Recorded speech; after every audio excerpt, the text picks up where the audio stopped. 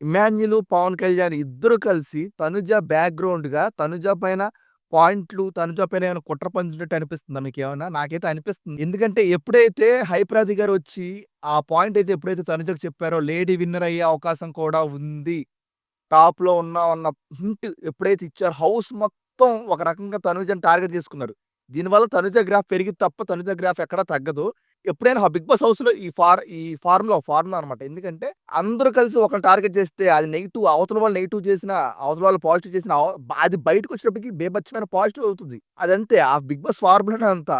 ఎవరైతే ఒకళ్ళనే పెట్టుకొని టార్గెటెడ్‌గా అందరూ ఒకళ్ళ మీద పడిపోతుంటే ఆటోమేటిక్‌గా వాళ్ళ గ్రాఫ్ పైకి లేస్తదనమాట. ఆల్రెడీ తన దగ్గర గ్రాఫ్ బయట బాగా ఉంది.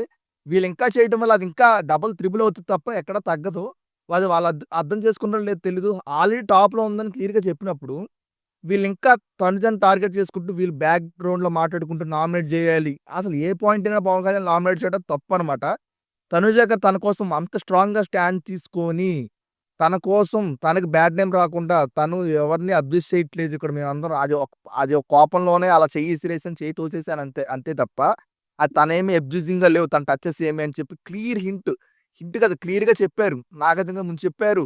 హౌస్‌లో నిన్న నామినేషన్‌లో రమ్య నామినేషన్స్‌లో చేస్తున్నప్పుడు గూడా క్లియర్‌గా ఇక్కడ చెయ్యరా, ఇక్కడ చెయ్యరు అని చెప్పి ఇంత క్లియర్‌గా చెప్పిన తర్వాత పవన్ కళ్యాణ్ ఇట్లాగే ఎలా చేశాడా అన్నది ఎట్లా నామినేషన్ చేద్దామన్న అనుకోవటం కూడా తప్పే అనిపిస్తుంది నాకైతే.